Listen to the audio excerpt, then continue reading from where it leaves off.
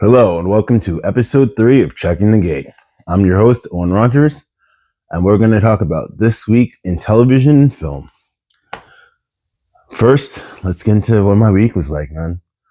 I had 2 auditions this week, both of them off of Actors Access. I'm seeing more stuff on Actors Access, but I'm seeing a lot of stuff just in general and on the internet about process. About consistency, and just trying to grow my craft. Another awesome podcast I listen to is In the Envelope, which is the Backstage podcast, and they often talk to a lot of A-list actors about their process. So I often find myself while doing other tasks trying to channel my inner thespian and pour into that creative part of my soul. And one of the ways I'll do that is through practices and exercises that you'll see on Instagram, a lot of these acting challenges, and through listening to podcasts, which often challenge you to understand what high level looks like for what this profession is. Outside of that, I got to go to a movie premiere this week. I'm going to talk about that during the Black Indie Spotlight. That was the film She Likes to Watch, which was produced by 236 Films. So I had a lot of fun doing that, and we'll talk about that a bit later. Watching a lot of TV. It was my birthday this week, and it was Mardi Gras, and it was President's Day, and it was the start of Ramadan, and it was the Lunar New Year.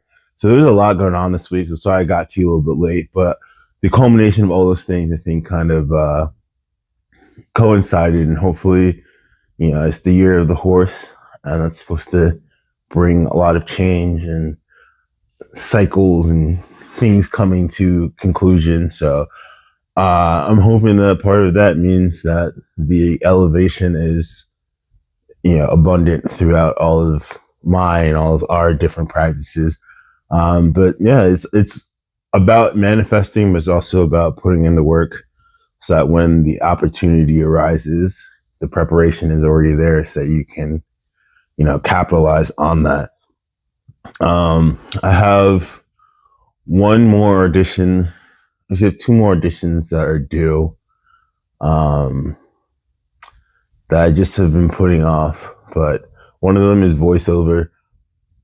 I haven't really tried to pursue voiceover, but it seemed like an interesting thing. So I'm going to get to that. But yeah, just trying to diversify. I think some of the things that I'm submitting to is part of where I'm at right now. So there's a lot going on, but this episode, in addition to talking about this week in television and film, we are going to talk about the BBC miniseries Lord of the Flies. And that just came out. And before we do that, we're going to get into a little word from sponsors and pay these bills. So I will be right back, and we will be talking about the 4-part 2026 BBC miniseries Lord of the Flies right after this. Okay, and we're back. So we're here talking about Lord of the Flies as part of this week's segment on Checking the Gate. I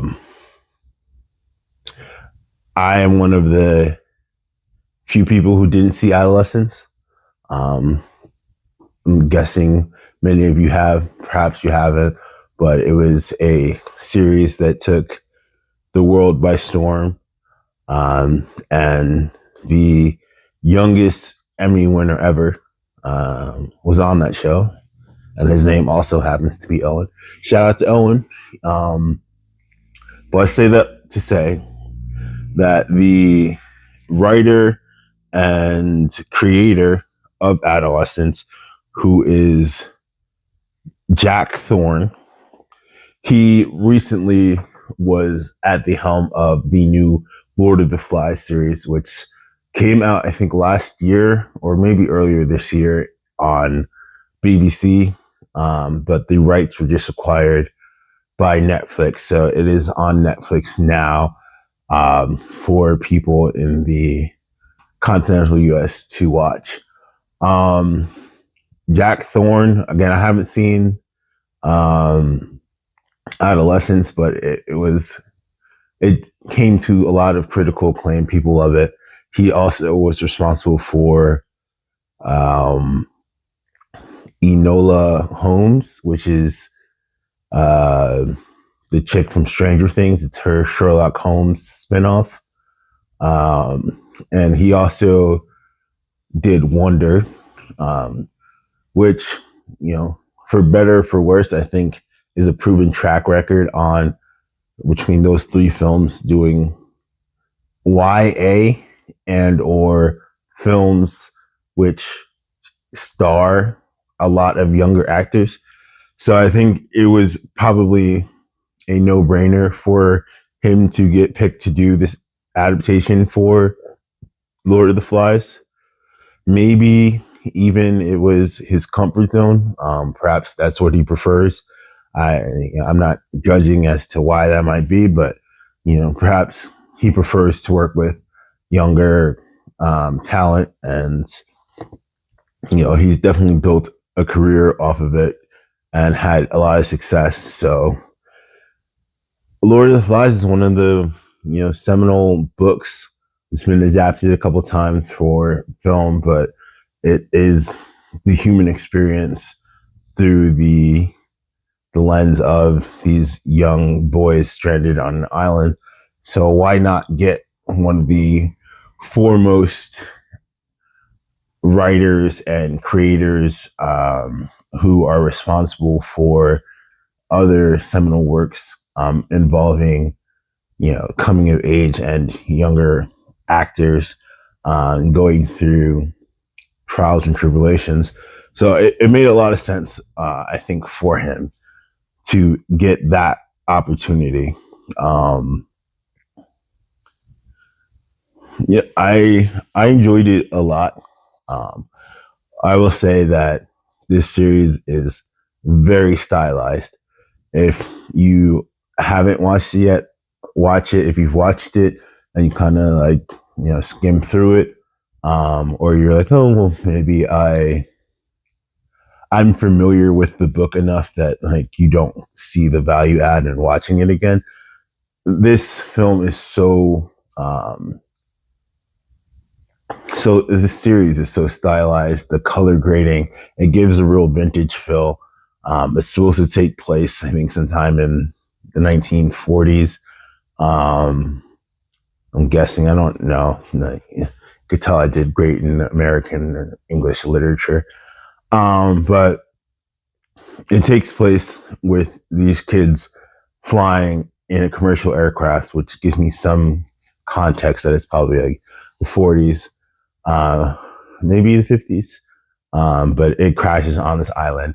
And the visuals of it, I think, are very reminiscent of what you would imagine something from that period to look like, with the saturation and a lot of just the feel. They also do a lot of really wide, tight shots of people's faces. I say they're wide and tight because, it's not the face taking up the whole screen, but it's a wide shot, which the face is in the center of, which really gives you a lot of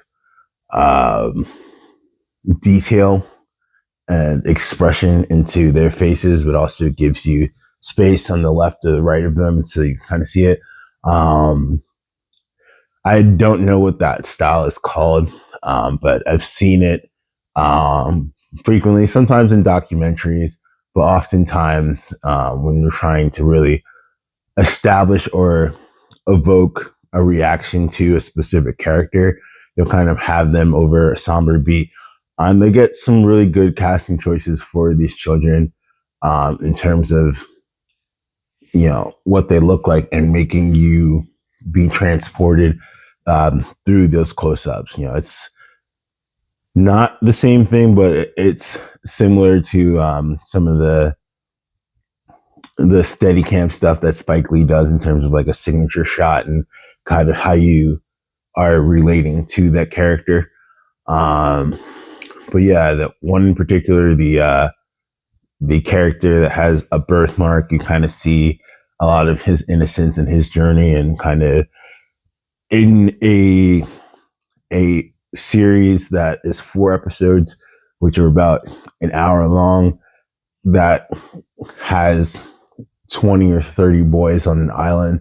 It also helps you establish who is who and kind of give you some kind of connection to characters who may not be there long or who don't necessarily have dialogue, but are interesting figures and kind of give you color on what is going on and who these characters are that are stranded on an island.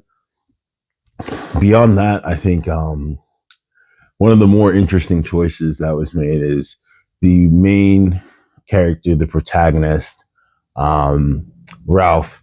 He is a mixed race child. He's super charismatic as he was in the book, but they chose to make him mixed race, which I think tracks in our modern sensibility. I think, it's cool to be black for this particular time period.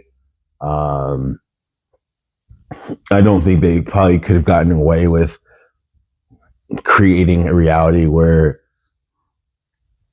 the main character was black, but attempting to have some kind of modernization, give him a little bit more, complexity, but then also I think, black is cool. So if you translate even at this time period, everything that's going on with the racial politics of the world, and in England, why it's difficult to be black.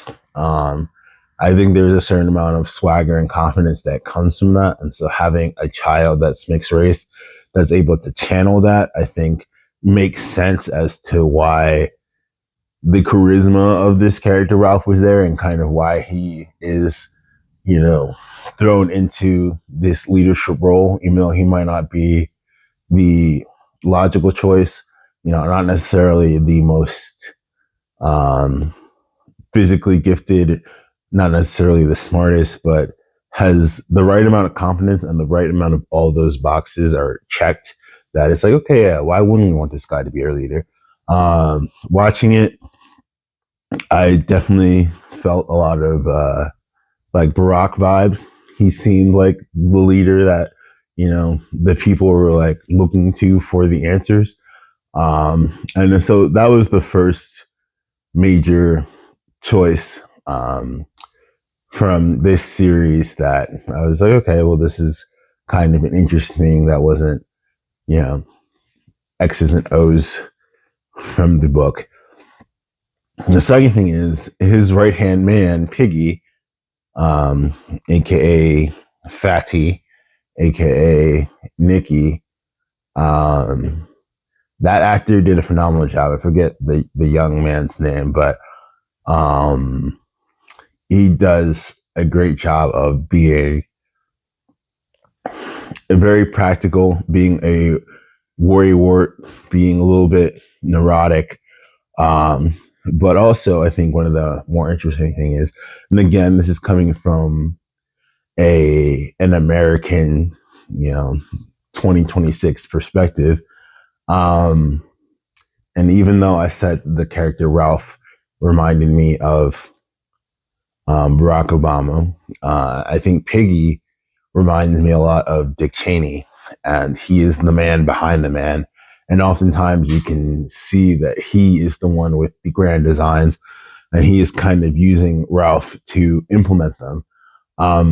Unlike the Bush-Cheney dynamic, it seems like he has a little bit more genuine reverence for Ralph, and appreciates him as a person and thinks that he should actually be the leader. and perhaps understands that he himself is a flawed messenger that would not be able to accomplish what needs to be done, as opposed to, I think, a little bit more of the nefariousness that existed in the dynamic between Cheney and Bush. But regardless, I thought it was very interesting, and he is the one that they position as having the ideas, and oftentimes uses Ralph as a mouthpiece, and for protection. And I think some of that is there in the original text, but I definitely think that this miniseries elevated that and put it into perspective in a dynamic that wasn't part of discussions that I remember having. And again, when I was reading this book for school, it was probably too close to the Cheney and Bush years to have the perspective of what the nature of their relationship truly was. So that parallel might not have been something that existed to pull from, but I think it exists here. And you could say that that Ralph is a Bush analog as well. I think he has the charisma that Bush had, but I think he has a little bit more competence than is typically given to Bush, which is why I comped him more with an Obama than with a Bush. But I think Piggy is definitely the interesting one. Beyond that, I think that it's really interesting that, again, I didn't reread the book, but for my memory, the key players were Piggy, Ralph, and Jack. And Jack is the more traditional alpha male on the island that kind of bumps heads with Jack. In this, he's very much still that, and the core of the tension is between Jack and Ralph and Piggy to a certain extent as well. But I thought that the beauty of this adaptation and this story arc was that really this was a story I thought about Simon. I thought he was the audience surrogate more than I remember him being so in the book, and the importance of his character throughout the series. And spoiler alert, if you haven't read or seen the project, he dies. So that's kind of crazy that he could be the audience surrogate and have such an impactful presence, even though he's not even alive in the 4th episode. And then there's also allusions that he and Jack might have had some sort of romantic relationship. They refer to Simon as Batty, which, in common parlance, I think has implications of being homosexual. During the time when this period where it takes place, it was somewhere in between. I think it still had some of the implications of that, but also could mean more broadly just being off or a little bit crazy or nutty, or strange. So I think that there's ambiguity there that they play with, but it does seem like the nature of their relationship was a little bit more nuanced. But he seems to be the most pure at heart. He seems to be the one that isn't bogged down by the potential for being responsible for leadership, but at the same time, he understands what comes with those things and is able to, from a more objective and level space, see the value that someone like Ralph brings to the proposition of being the leader and his ability to rise to the occasion versus someone like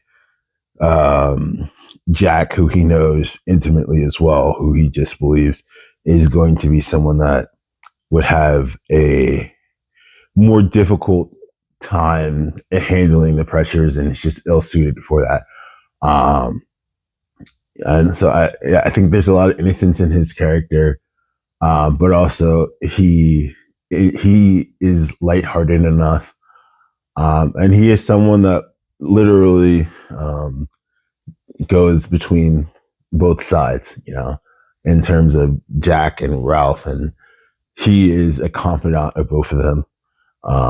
So I thought that was very interesting as well. So I appreciated that perspective. It wasn't something that I remember being conscious of, or perhaps even was as explicitly part of the text of the original. But I thought it was interesting that it was part of this one. And then, separate from Simon's sexuality, I remember in high school and in college hearing about some of the implications of sex on Lord of the Flies and some of the things that it was alleged might have been taking place in the text, even though it wasn't explicitly said. And to my knowledge, I feel like there was at least the idea that these kids might have violated the boar that they captured, and then also violated the character Piggy, like sexually assaulted him. I don't think either of those things happen in this. I think the Piggy stuff I don't think happens at all. The boar stuff, it might have happened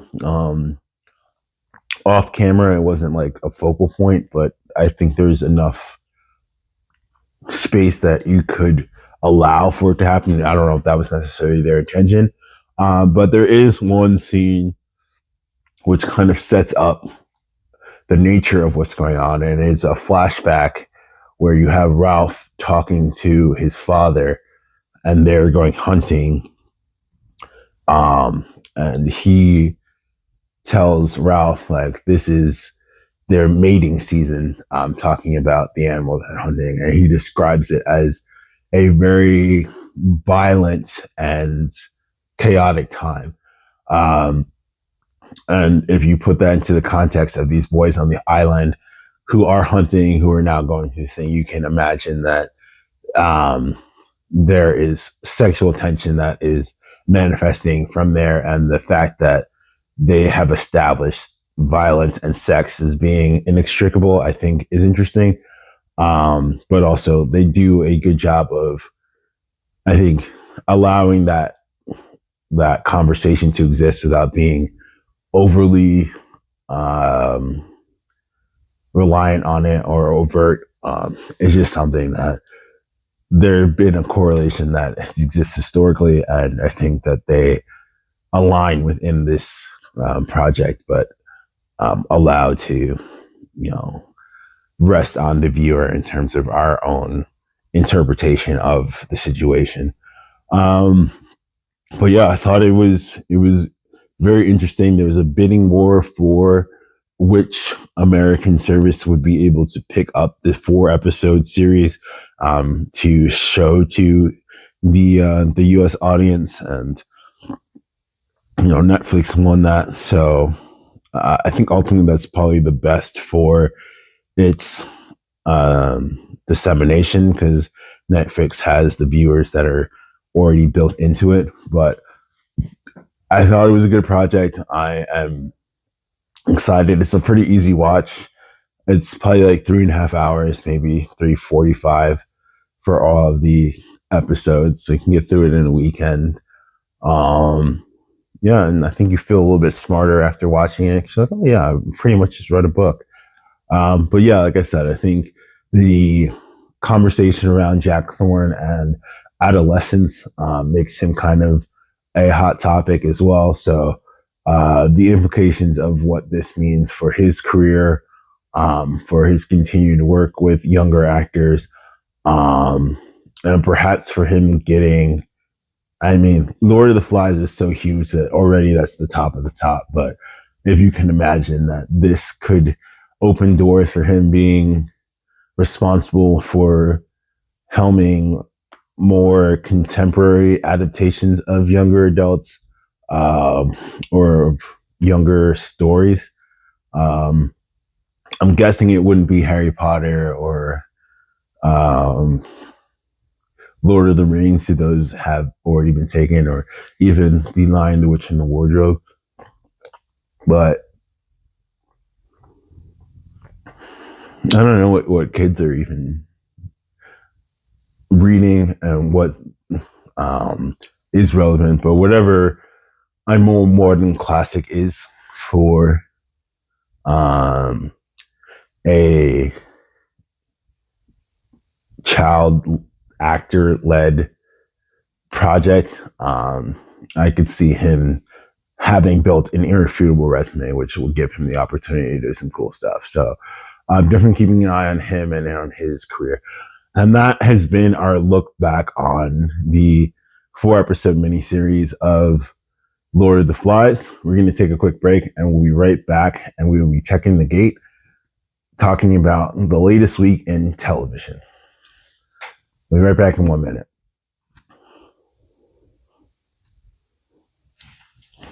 All right.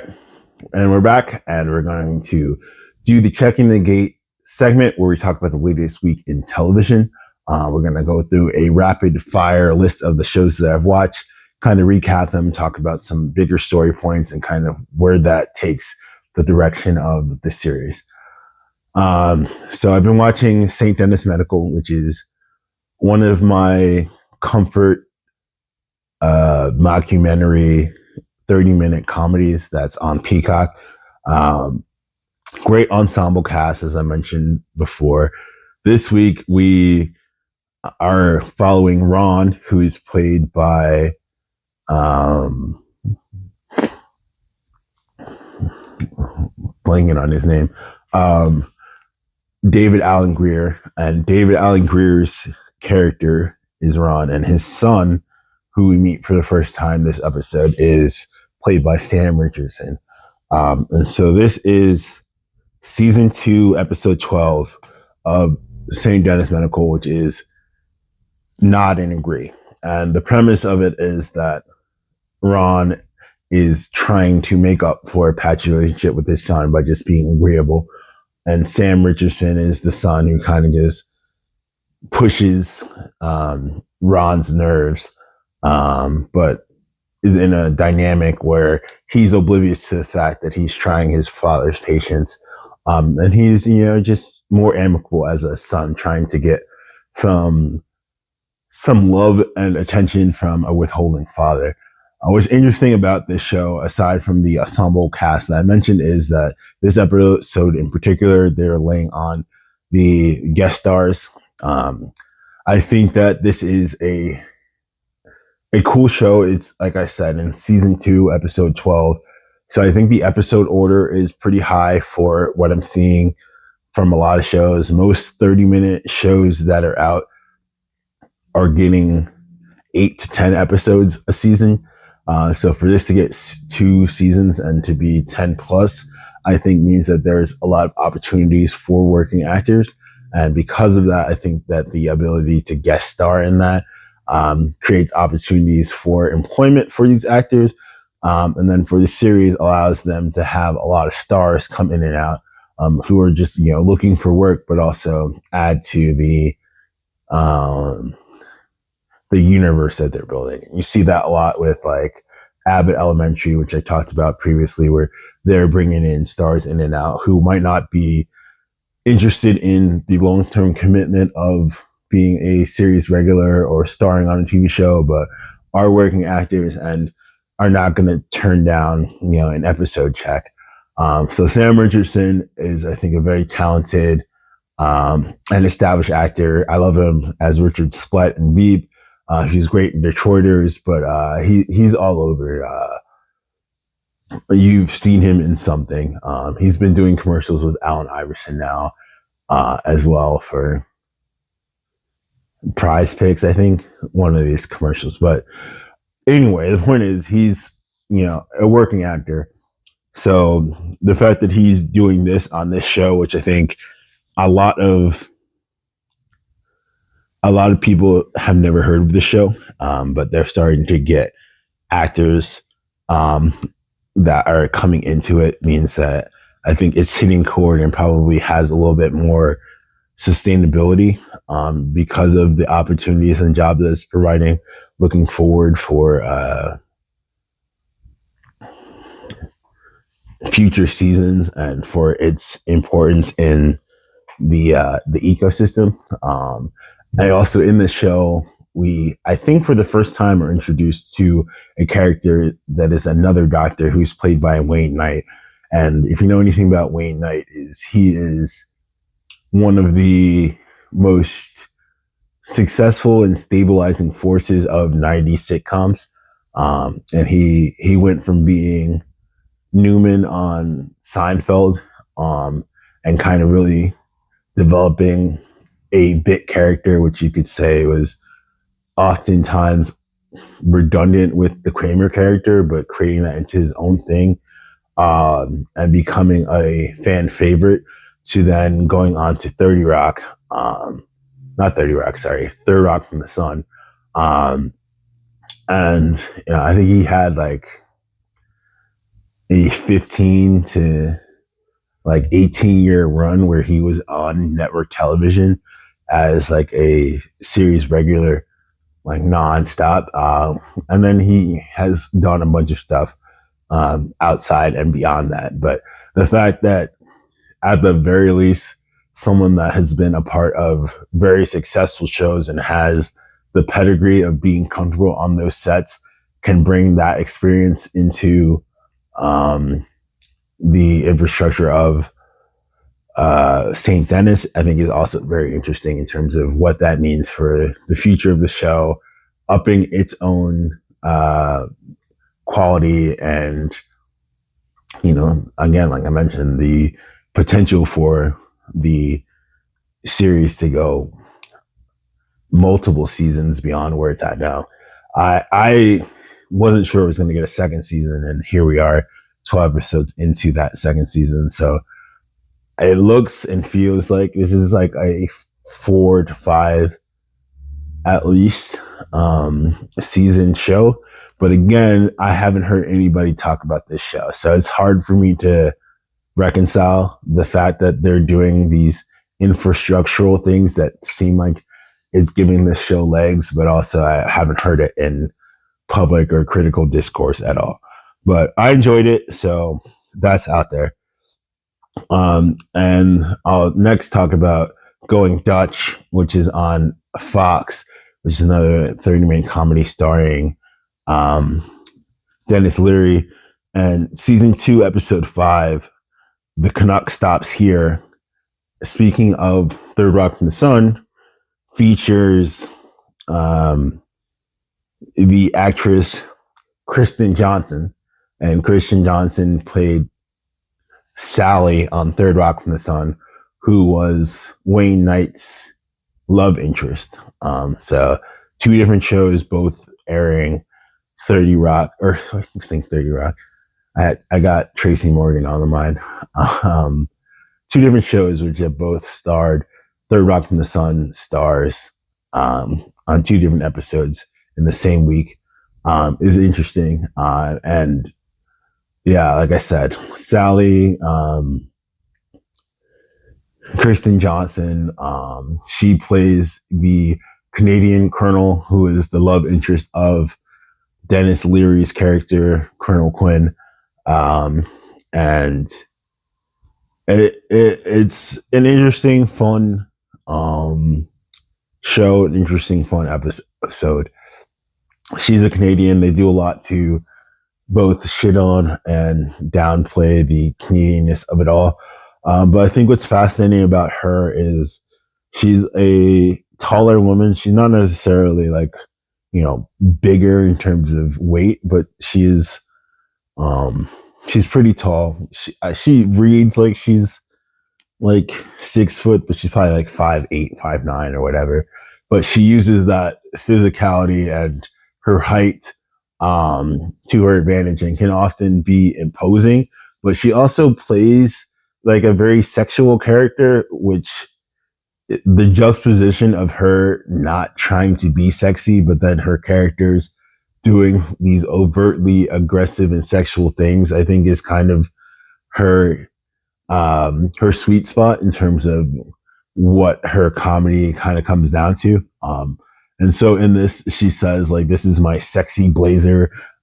She has a bunch of stuff which I think is kind of in alignment with some of the stuff that I've seen her in before, and make her interesting love interest for the Dennis Leary character, who is also very buttoned down and military first. It was interesting. Looking at her career, I did kind of like a glance at it, and she hasn't worked as much as I would have thought. I think she has like 60 something credits, which is, a lot. But also for someone that was on television for 8 to 10 years in a pretty meaningful way, I would have thought that she would have had a lot more guest appearances sprinkled in over the years. So I don't know if she took time off or not, or I'm not sure if, like I mentioned, her physicality and her style of comedy might have been a little bit too specific for more general roles, and so the opportunities that she gets are more things that are written specifically for her. But she is someone that comes from a comedy background, more so than I think from an acting background. And so just seeing what the arc is for a female comedic actor, and perhaps some of the obstacles and opportunities that she wasn't afforded over the course of, the last 20 years, despite being successful, is interesting. I love Tina Fey and I love Julia Louis-Dreyfus. I think that they have very parallel paths, and they've kind of been the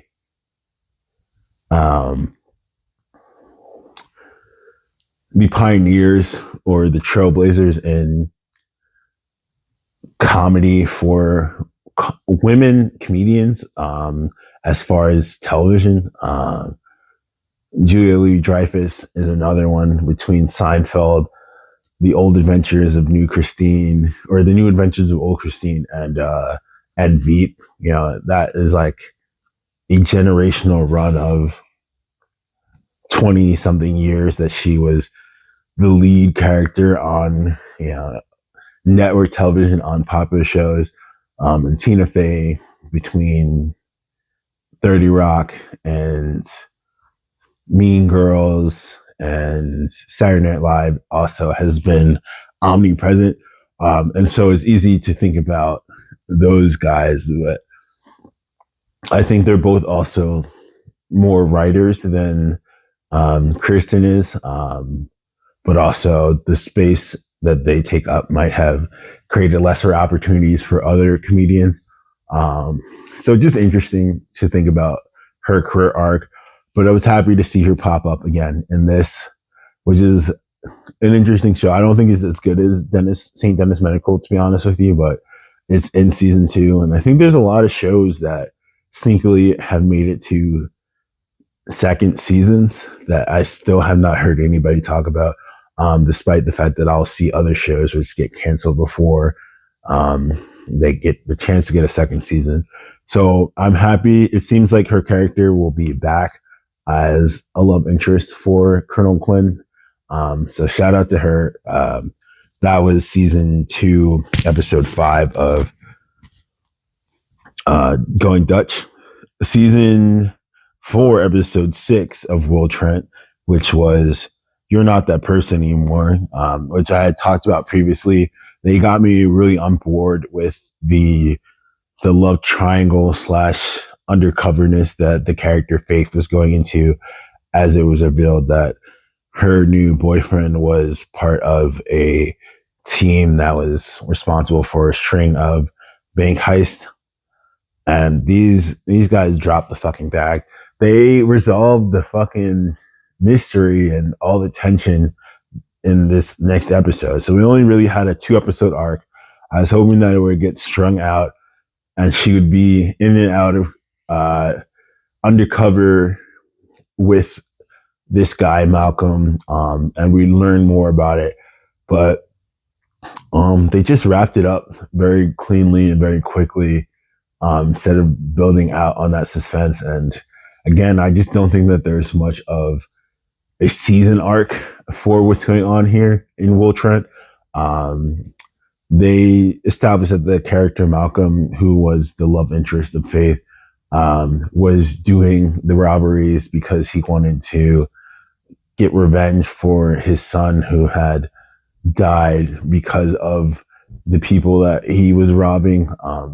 Some medical drama that was happening there that he was trying to make a point to get back at people. So he was, I think, ultimately a little bit more of a relatable criminal, but they just did away with it easily. She gets kidnapped and everything kind of comes to a boiling point, and he gets arrested, and kind of gives himself up instead of trying to run. But it turns out that he loved her after all. Yeah, I was disappointed in how that went. I think that they could have done more with that. Also, in this episode, we see that there is a little bit of a development in terms of the character Angie getting married. They introduced her love interest, who's a doctor, the beginning of the season as she runs into him. And yeah, she's pregnant and she's feeling a lot of pressure. It seems like she's getting married because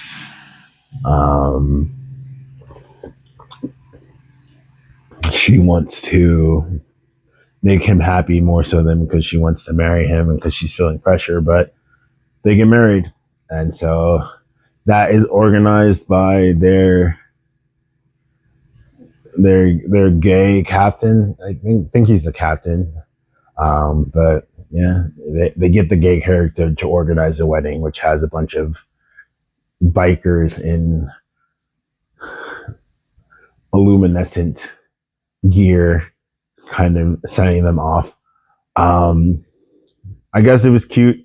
Again, the show takes place in Atlanta, so I think the representation of having a gay character in the police force, no less, who is kind of responsible for that. I think I understand why they did it. Yeah, I wish this show has enough to be better. I think it is, but I think it also is. It's scratching an itch that, for me, and I guess other people, it's enough. I wish it was more, but it's 4 seasons in, and it seems like it's still going. I'm waiting for a crossover between High Potential and Will Trent, or maybe one of these other shows, which I think is probably going to be coming in that ABC universe. But who knows? But I think the main thing as far as this episode, other than the resolution for the Malcolm arc, is this Angie wedding. And yeah, I'm pretty sure that her baby is Will Trent's, and it's not written that way. They try to make it seem like it's her new husband's baby, but I think all of us that watch the show and watch TV kind of know, like, that's not his baby. So it's just going to be messy, and I think they're not doing a good job of building intrigue as to how that's going to be resolved. We're all just kind of like, okay, we know what it is. So when are you going to just let us know? And there was a scene where they're in the bathroom together, Will and Angie, and she's trying to say, I want to make this wedding special for her fiance. And then Will says, how could it not be special? He's marrying you. And you see that there's that tension, and obviously there's a whole romantic history between those two characters. But I think we all see what's coming. I wish they would either make it more interesting to get there, or they would just get there ready, but it is what it is.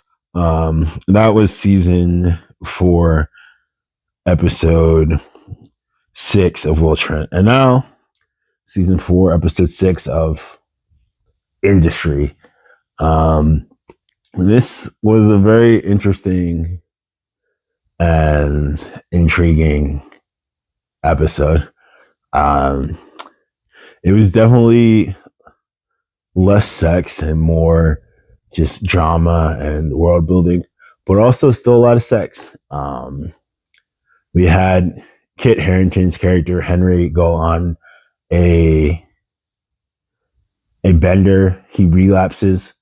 The character Whitney kind of pushes him down that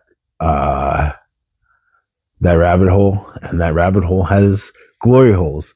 So we see him go to I believe a gay club, and engage in a glory hole. And we also see him, the episode starts off with the character Whitney, who's played by a man, walking in on the character Henry while he's in the shower, and kind of just looking at him, and you get that gaze going on there. So there's a lot of sexual tension, and you see that there's something going on there. And they play it as though Henry doesn't know that he's being watched, then he does know that he's being watched. And then we see Yaz's character, Henry's wife, walk in on the two of them, who are still, one is in the shower, one is not.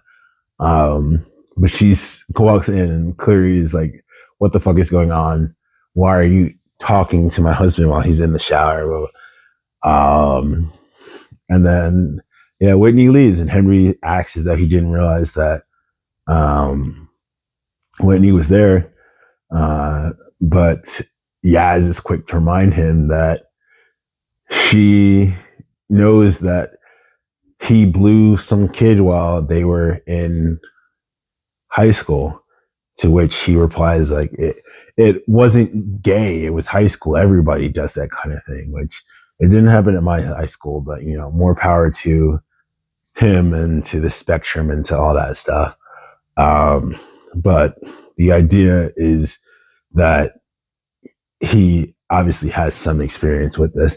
And then later on in the episode, we see that they go to, this club, and he's essentially seduced between the drugs and, the energy to go do all these sexual deviant things, including glory hole, which, we can assume he was getting filleted by another man.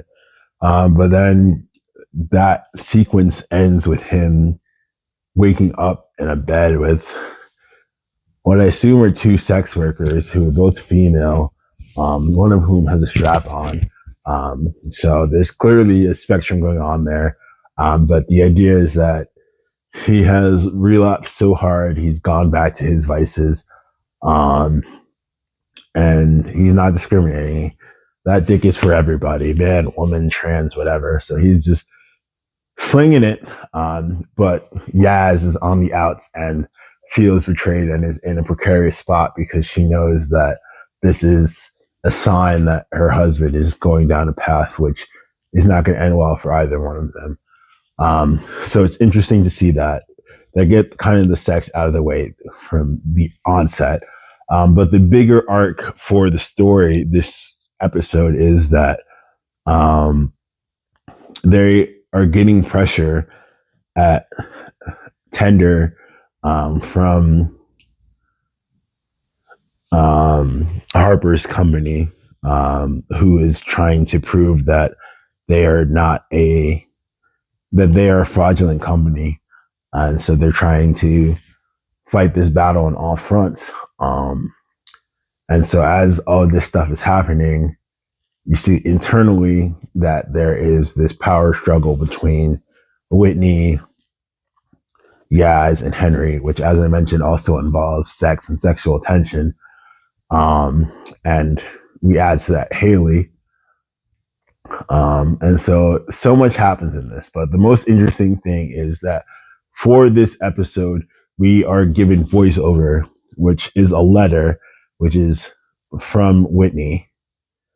And it's to Henry. And the name of the episode is Dear Henry. And the letter begins Dear Henry. And it is voiceover, which is present throughout the episode. And there were times where it feels to me like this is a suicide note that Whitney is leaving for Henry. There are times where it feels like this is an ultimatum that he's leaving him. There are times where it feels like this is an explanation. And it kind of jumps all over the place in terms of what the nature of this this letter is. So that kind of is the ever-present device that they're using for it. But we also find out in this episode that Whitney's character is using a bunch of escorts to blackmail people. And he has an underage escort, which he is using to blackmail Eric, which we find out he has video of him engaging in some nefarious activities with this teenager, which he plans to use to blackmail Eric to drop the impending investigation and pressures that they're putting on Tender. But Eric defiantly says, I'm just going to throw myself on the sword and do what you want. And so that storyline ends with Eric resigning from his company with Harper and having papers drawn up to have his name taken off of the company and allowing Harper to exist without the liability of him. So that if they choose to blackmail him, it's not going to be as impactful to the company, but also there's the potential that there is less of a reason for them to blackmail him because he's now separated from it. But he has shown a level of resolve to not be bullied, despite the fact that he's obviously in a bad place. We are then following up on another storyline where we find out that Haley, who is Whitney's assistant, who was the person that had engaged in the sexual triangle with Yaz and her husband Henry, is also an escort and was someone that Whitney had hired to kind of infiltrate their marriage. And he had gotten a bunch of video of them as well, which we can imagine he's going to use to blackmail them.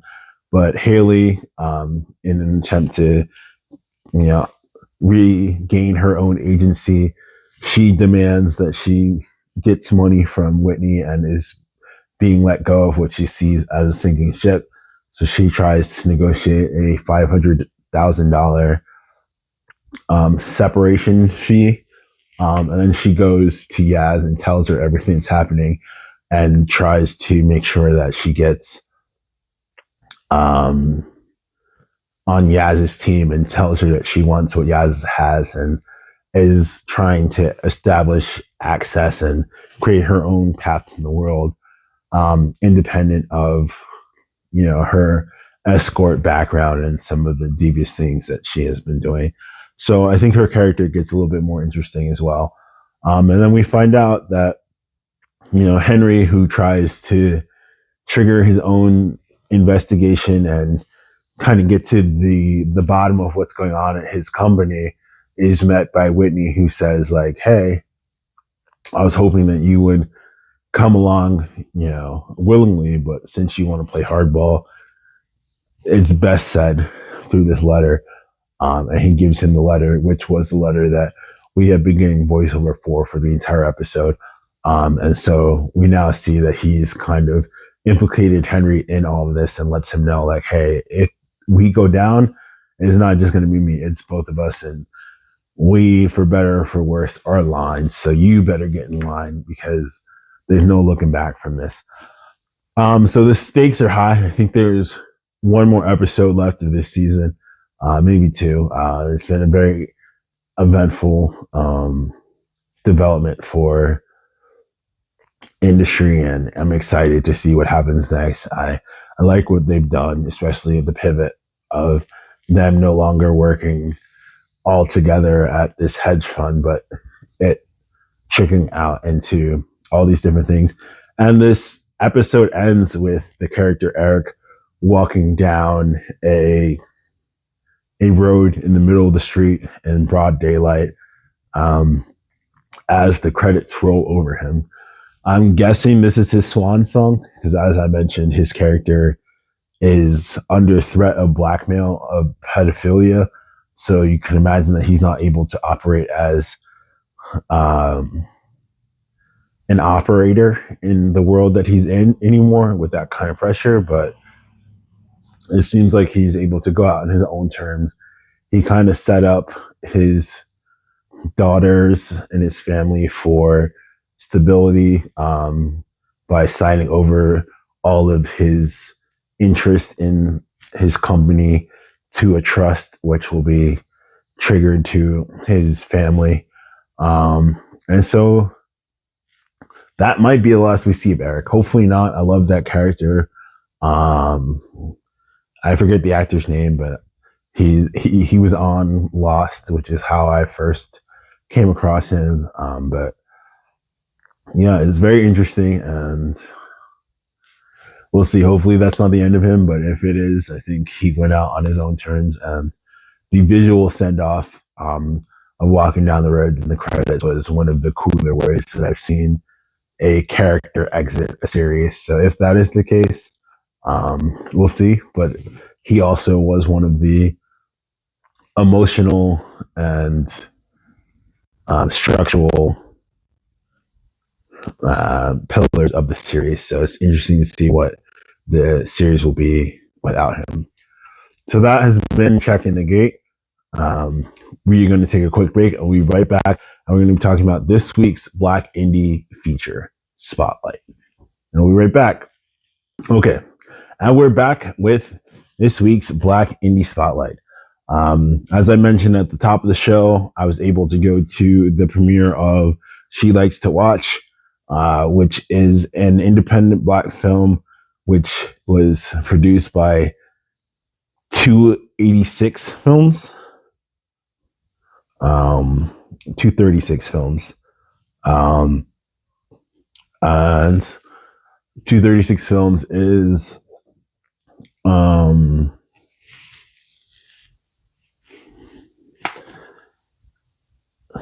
run by Rob Dean III, who's known as Robiiworld, who is an Instagram and TikTok content creator, a bigger Black guy. So love to see it, especially, for the bigger guys, creating opportunities for himself and for others. There was a pretty large cast that was a part of this. The production value was immaculate. But seeing what it looks like to pivot and to grow from being someone that is known as strictly a content creator and or influencer to being someone that is more of a traditional film executive and producer. And he also was the director of this film. I think was great.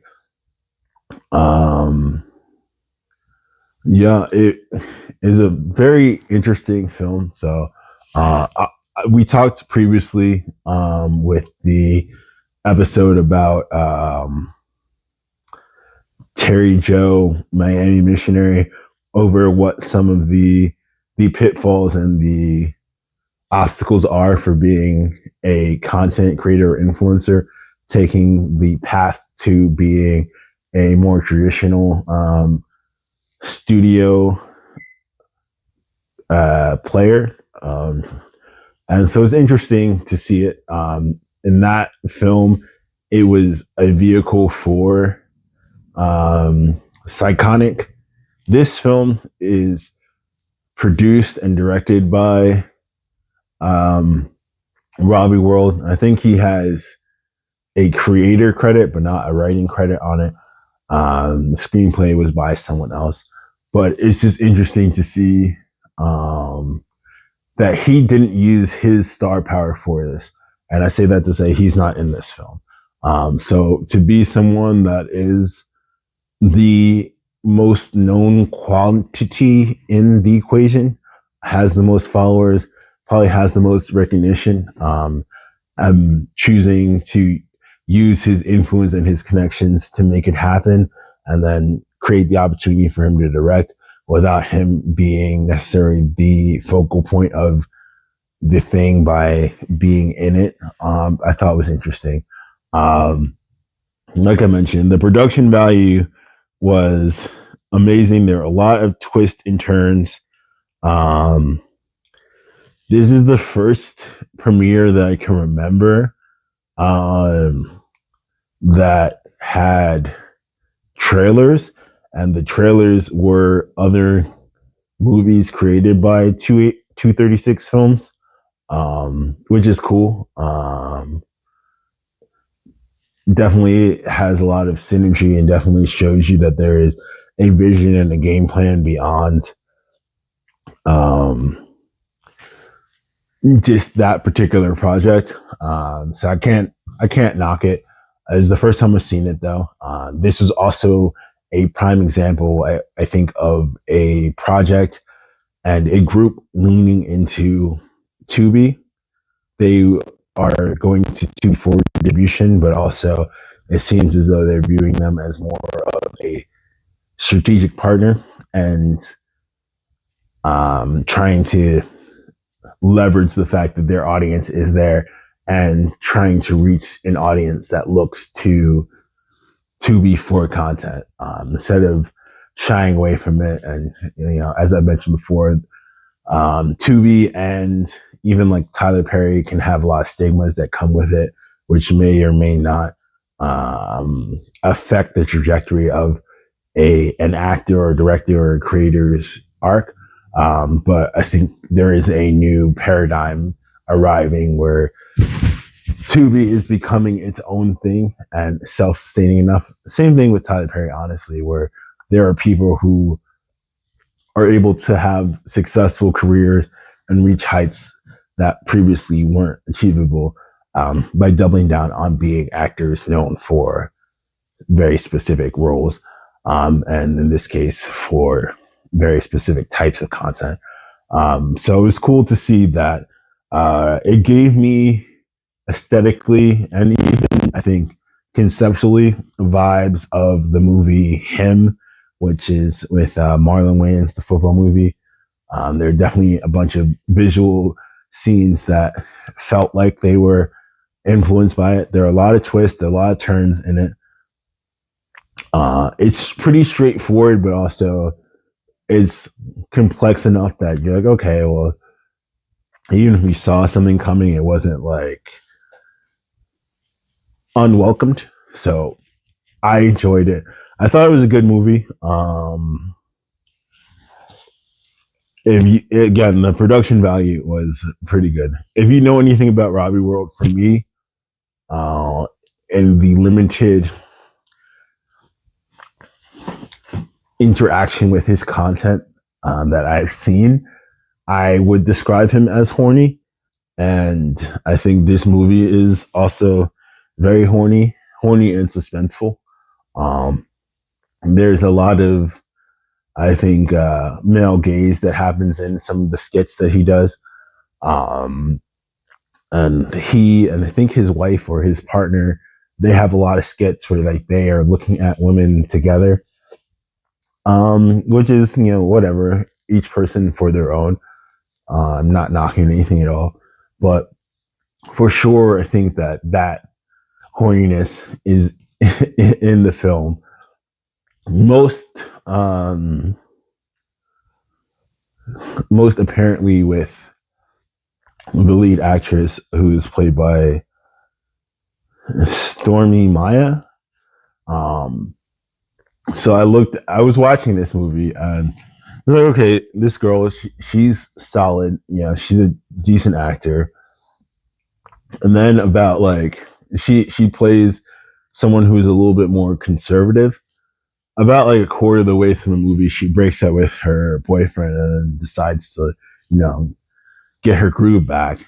At which point she stops wearing a bra and like goes out and is just like, oh, I'm gonna be walking around. And I was like, okay, well, like she just immediately went into being, I think, a sex symbol in a way that she wasn't for like the first 20 minutes of the film. And I was like, okay, that's weird. And then she just, I think, progressively becomes more and more of a sex object throughout the film, which was, whatever.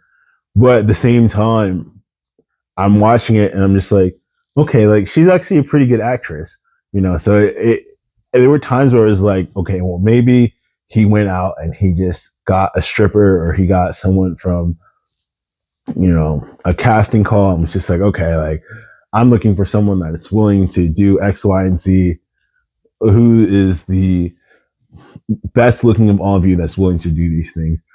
So that was kind of where it was at. But then there were times where I was like, she's actually pretty good at acting. And at times she was like the best actress in the scene. And the acting was pretty solid throughout. There was one or two times where I was like, okay, this person probably could have been a little bit stronger. But for the most part, the acting was pretty strong. So I was confused by kind of what her story was. And so I think after looking and trying to figure it out after the movie, she's been in a lot of stuff. She was in She's Gotta Have It, the Netflix adaptation with Spike Lee, and she was in a couple of other things, which make me feel like, okay, like she clearly has, I think, she has skill, but she also like has, I think, ambition for creating a real career as an actress. But she also is very much like an OnlyFans link in bio girl. And it's interesting that we are at this point in the industry and in the world where the two aren't as mutually as exclusive as they might have been. When you think about people like,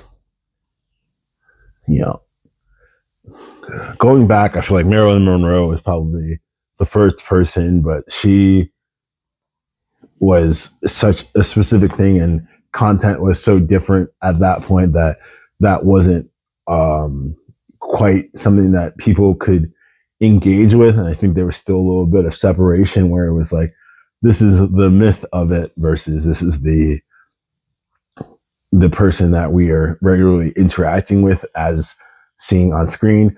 And then you think back to like Pamela Anderson, who is like an actress who did some stuff, but then also was like, I think more after she was established as an actress, being put forth as like an explicit sex symbol, more so than just being like someone that is, positioned as bikinis. Is like, no, this person is like a sex worker adjacent space. And then obviously you have Kim Kardashian, Paris Hilton, who have leveraged their stuff, which is, I think a testament to social media and the rise of um, influencer culture, but also what people are gravitating towards in terms of content and all of that stuff. And you have this person who I think is a good actress, but also I was I was confused, and I hadn't seen somebody that was operating on two fronts as actively trying to promote her, modeling slash adult content side of things while also pursuing um, a pretty healthy acting trajectory as well. So I can imagine how they cross paths, and I can imagine based on his content what his vision was for her or for the film. But I thought she was really good, but also I think it was clear that having someone that would be comfortable playing to the sex of what the film is was also important. Which, you know, to each their own. I guess that's Tubi after dark. I don't know, but it's interesting. I can't think of someone else where it's like as much of trying to operate on both of those fronts. I would assume it was a little bit more of like either you don't talk about this side of things in this world, but I have to imagine she's getting into meetings and into conversations where it's just like, oh, like we're completely aware of, your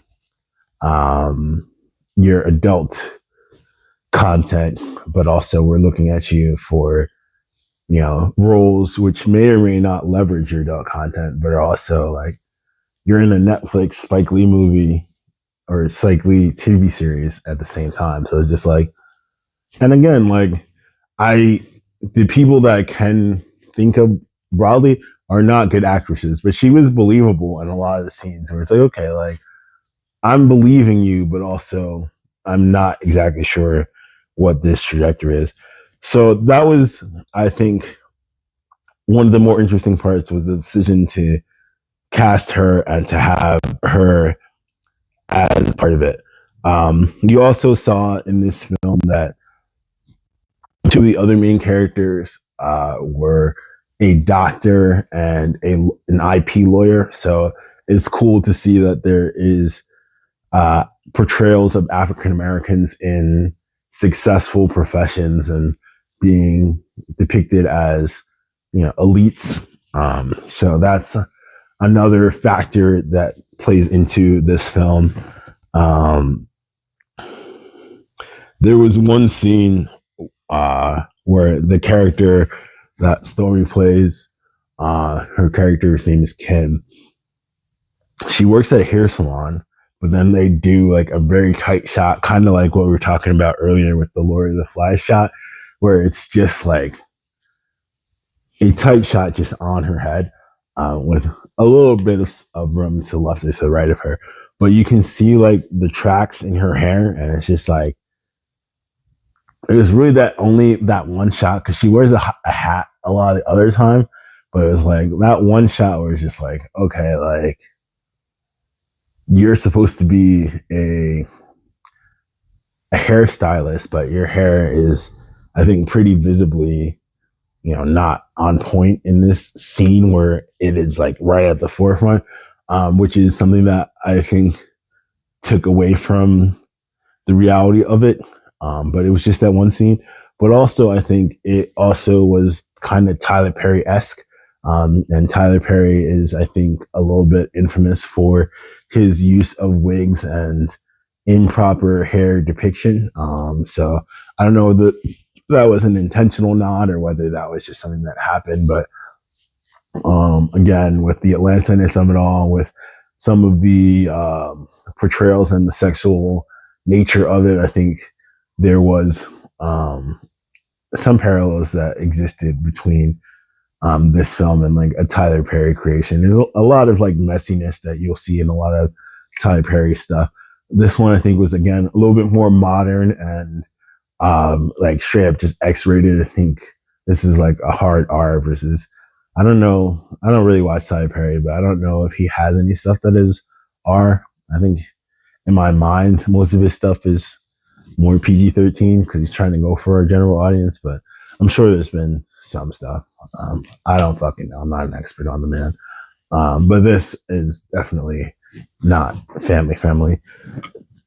But it was good. I recommend it. I think it's interesting to see what he was able to do with the budget. I don't know what the budget was, but it shows up. The story is solid.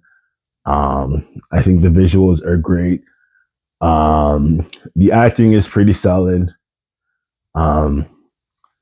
Yeah, it's a very specific story, but I would recommend it. Yeah, like I said, I think at the end of the day, it was pretty self-aware, and it was self-aware in a way that was trying to lean into what its audience is, and so it's not trying to be anything that it's not. So that's ultimately only going to help it in terms of where it ends up. So that was my assessment on the Black Indie Spotlight for She Likes to Watch. I believe it will be out on Tubi soon if it's not out already. But if you go to Robiiworld's Instagram, which is ROBIII World, you'll see him promoting it. And he was there.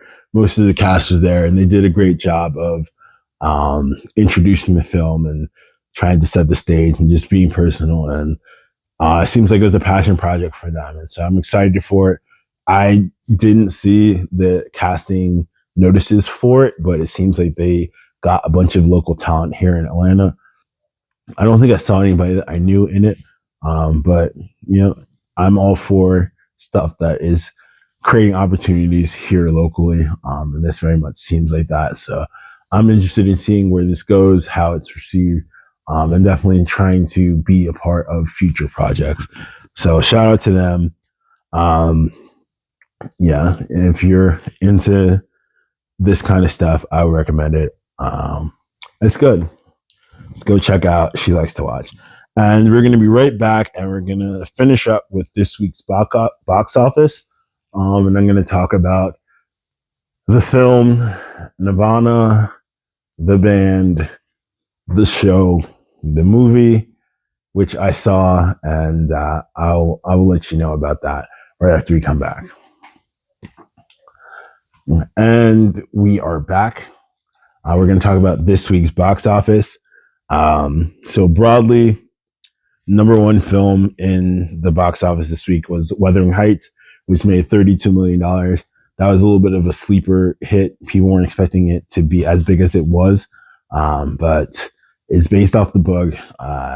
It's Valentine's Day weekend. There's a lot of, I think, romantic and female audience that kind of powered that into the number one spot. Number two, the 27 million, was the animated film Goat. So you could tell that those two films were relatively close, $5 million differential. $5 million can be a lot when you look, but also it can be not a lot. But the family film Goat was number two. So if it wasn't Valentine's weekend, I think you could see Goat being number one. And that is the Steph Curry adaptation about a goat who's just trying to be a goat. Just kidding. And then number three was the movie Crime 101, which was the film that was packed and I didn't get to see, which stars Chris Helmsworth, Halle Berry, and Mark Ruffalo. That made 14 million. So again, last week, the number one movie didn't break 10 million. I think 9 million was the number one movie last week. And this week, the number one movie is 32 million. So already more than 3 times healthier than it was the week before. And I went to go see the movie, Nirvana, the band, the show, the movie. It came in at number 12, and it had $1.2 million that it made over the 3-day weekend. I believe. It might have been the 2 day. I think it was a 3 day weekend though. I saw it on Monday. Monday was my birthday. No, thank you. Happy birthday. I appreciate that. I have been listening to a bunch of podcasts that have been heralding this movie as being one of the funniest movies of the last 10 to 20 years. I did not think it was funny. I didn't laugh once in the movie. It was not how, in retrospect, I would have spent my birthday. But I thought I was going to be dying of laughter. I'm usually into more avant-garde stuff. This is based off of a web series, which is called Nirvana, the band, the show. And Nirvana has 3 ends in it. And the web series started, I think, 19 years ago in 2020 or 2007. 2007. 2007? No, 2007. And I think it's had a bunch of lives, but it started off as a web series, which had like 8 to 11 minute episodes. And the whole idea is about these 2 best friends who decide that their goal in life is to perform at a local club. They have a band, and their ticket to success and what they spend their days and nights scheming is on how to perform at this relatively random club. The club has had some successful people come through there, and this is all based in Canada, by the way, I should say, in Toronto. So they've had some successful people that have performed at that club, which gives a little bit of mythos to why they want to go there. It's called the Rivoli, but it also is not like they're trying to go to like Madison Square Garden or somewhere crazy. It's a place that seems relatively obtainable, but through their own schemings, they are not able to achieve. So, yeah, the movie, which takes place in 2025, is a pretty straightforward riff off of Back to the Future. It uses some archival footage and some camera wizardry and some actors to kind of have the present day people interact with their former selves, and sets a bunch of events into motion based off of things in the past and whatever. It's a mix of being scripted and then being like an Ali G, Borat, Jackass-esque hidden camera, man on the street. Everybody that's in the background is part of the scene, but not everybody is an actor type of vibe. Yeah, I if you're into that sort of thing, you probably would like it. I can't say that there were people laughing in the theater, but it wasn't like people dying in the theater, which is kind of what my expectation was because of how it had been lauded. The budget for the thing was apparently, I think, $150,000. So the fact that it already has made 10 times its budget in the first week is pretty astonishing. I think it is setting an unhealthy precedent and encouraging people to do more of this kind of content, which the guerrilla style, shoot without permission, all this kind of stuff. I think, I've been guilty of it at times, but I also think the stakes at which they're doing it and the stakes at which people will probably try to replicate what they're doing are only going to end up with people getting jail time and or making it more difficult for people down the line to do stuff. Because it's not like, oh, we're going to go film in an empty, street or whatever. It's like we're going to try to go to national landmarks and then incorporate this into our script without getting any kind of permission, which, whatever. Um, it wasn't amazing for me, but I think it's a dangerous path to go down. I think one of the more interesting things about it as well is it's taking place in Canada, and it is two white guys in Canada. One of the major set points was using the CN Tower, um, and then also the stadium where the Blue Jays play, and a couple of other uh, bigger landmarks in Toronto. But I can't imagine, and perhaps I'm being cynical, I can't imagine if this is two black people or really any other people of color doing something similar that they would have been able to do it. At one point, these guys, and again, they do a good job of blurring the line between what is scripted, what's not, what's reality, what's not. But in theory, they go into this tower with some pliers and they make it through security and they give this whole thing. If it was two black guys going into uh, the needle in Seattle, or even if it was the CN Tower in Canada, I can't imagine that they get through security at all. And then if they're discovered with these pliers, that they don't end up at least being detained, if not outright arrested. Um, but I think that there's a level of white privilege that went into this movie, but also in general goes into the guerrilla style of shooting that you see with like the jackasses and even with the Ollie G's and the Borats and that kind of stuff, where if you can do it, great, but if you can't do it, you're really not going to be able to do it, and there might be some jail time waiting for you.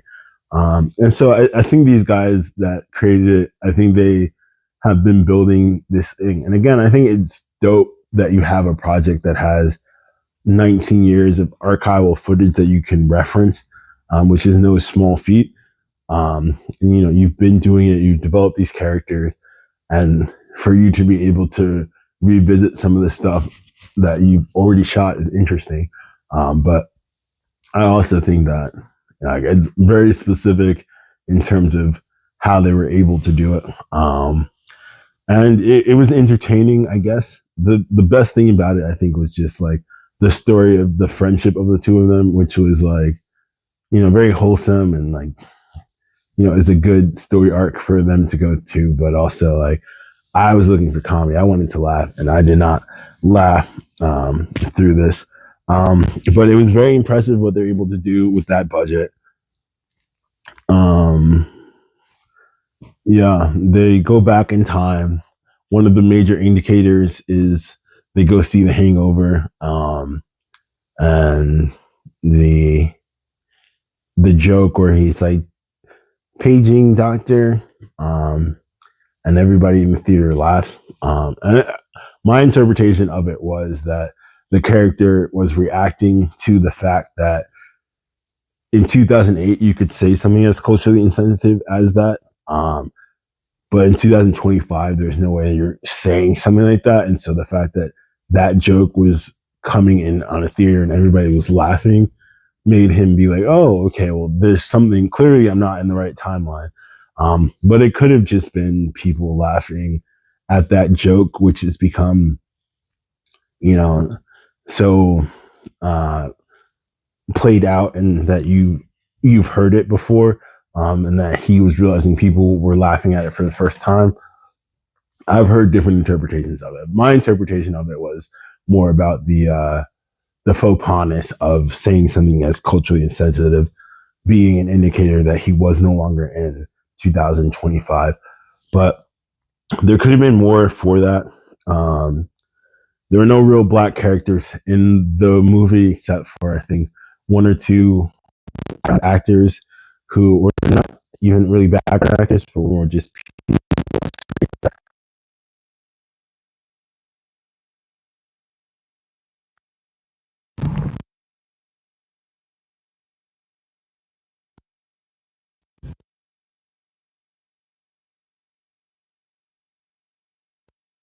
called Orbits, which was the catalyst for splitting on their time machine that allowed it to go back and forward. And it was kind of the MacGuffin that they were searching for in order to be able to travel back and forth. It seemed like it was Orangina coded. I don't know if you guys remember Orangina, the soda that had the little like bubbles in it. I don't know if Orbits is like a Canadian drink or not. It seemed like maybe it was a real drink, maybe it wasn't, but the reference point I had to it was Orangina, and that was kind of the thing that they were looking forward to, which is something that they in that universe was no longer available for sale, and so the difficulty in procuring it was stopping them from being able to travel as easily as they would have liked, and had to go through a bunch of different hoops in order to do it. But it created, I think, some infrastructure as to why they had to do certain things. So I wasn't mad at it. But yeah, just a classic story of two friends, and then a little bit of like a Christmas Carol of the path not chosen and the grass being greener on the other side, but then it having consequences. And then obviously the whole Back to the Future thing of, trying to undo these little things that create, huge butterfly effects that affect everything. Yeah, I would say don't see this movie, honestly. But if you're into, again, like we've been mentioning with the Black Indie feature from last week or from 2 weeks ago and from this week, the idea of people being able to pivot from being web series creators, content creators, influencers to being more traditional studio figures, go for it. Support that journey. It's interesting, I think, if nothing else, to see the path that they've taken. I just didn't think that it was funny as far as jokes or writing. Some of it, I think, was like situationally funny, but not situationally funny enough to like make you laugh. Just kind of just like, oh, okay, this is kind of something. But I heard an interview that they did, which makes sense, but it seemed like a large part of the dialogue was scripted as well, which is, it's hard to have something, in my opinion, be really funny that is that level of unscripted. Not impossible, but I think you need to have tighter frameworks and more dynamic characters if you're going to rely on that sort of thing to get laughs. But yeah, like I said, we'll see. I think you can definitely argue that this is a child of Borat and of Jackass, and I think that there will be more low budget children of this film. Curious to see how that will manifest itself in America specifically, because this is Canadian. I think the whole premise and just the culture there is a little bit more forgiving, but who knows? So that was this week's box office. That's pretty much all I have. So yeah, it took a lot out of me to see that movie. I saw it on my birthday. I was really hoping it was going to be good. It kind of just like deflated my birthday. As I'm getting older, I was just like, okay, this is how I'm spending my precious time revolving on this planet, circling the sun, is watching a movie that I didn't enjoy. But curious how you guys felt about it. It is probably something that I would assume outside of like heavy comedy and like film circles is not something that's going to meet the average person. Maybe there's a chance it might get some award buzz if it has some category fraud, if it's like put together as like a special presentation for the Emmys, or if it's categorized as a documentary for the Oscars, maybe. But not a special piece, a variety show. I don't know. We'll see. I don't know where the ceiling for this thing is. What could possibly happen to make it break in a way that creates more success for it? But shout out to those guys. Yeah, but yeah, this has been Checking the Gate. Thanks again for sticking with me. This has been episode 4. I look forward to talking to you guys next week. As we look back, we check the gate. There's nothing in the frame. Everything's in focus. So it looks like we're able to do it. We made it to the conclusion of another week. I think there's some good television coming out. I'm excited for Marvel coming back with Daredevil. DTP St. Louis or DTF St. Louis is coming out. There's a bunch of cool stuff coming out that I'm excited to talk about in the coming weeks. If you have any recommendations, please, let me know. Be sure to follow us on Instagram and, email us as well. Checking the Gate pod on checking without a G at gmail.com. Thanks again. And as always, you've been real. Peace.